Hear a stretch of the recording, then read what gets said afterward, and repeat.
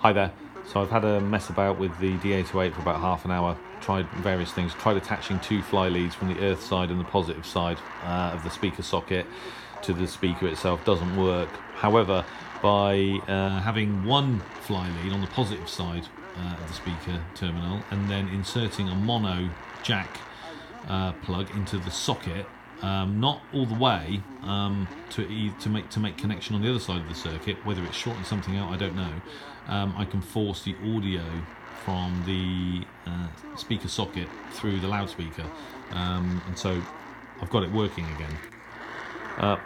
You might not be able to tell from the video, but the volume is sort of significantly reduced. This is maximum volume, which may sound quite loud on your computer, I'm not sure, but obviously with a higher impedance on the speaker socket, the volume is the voltage is lower, the volume is much reduced. I mean, it's listenable, but obviously it's not a permanent fix anyway. So if anyone's got any other ideas, please drop a comment on either this video or the previous video.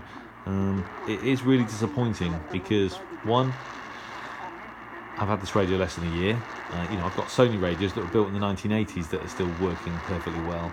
But also, I've done a lot to promote the abilities of this radio, and I mean, a lot of people have bought this radio on the back of watching my videos, reception videos, etc.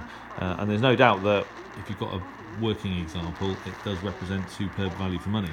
So it's just a bit galling and a bit annoying that my particular example has decided to fail after less than a year, and fail out in the middle of nowhere where I don't really have access to all the tools, etc., that I would need to try and fix it properly, at least not easily.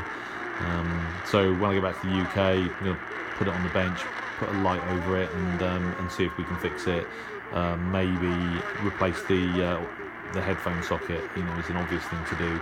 I mean, they only cost 60 odd quid anyway, but for the sake of a few quid, I think it's worth spending half an hour replacing the headphone socket and seeing if that's the actual problem. But like I said, if anyone's got experience of this, anyone's got any ideas, then drop a comment on the video. There is a video, I think I said on my previous video, someone that bought one of these and it arrived with no audio through the speaker. So whether it's a known problem or not, I don't know. But yeah, at the moment it's just bloody annoying.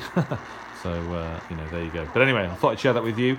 At least I've still got the SDR Play RSP Duo to listen to for the rest of my time here in Brazil.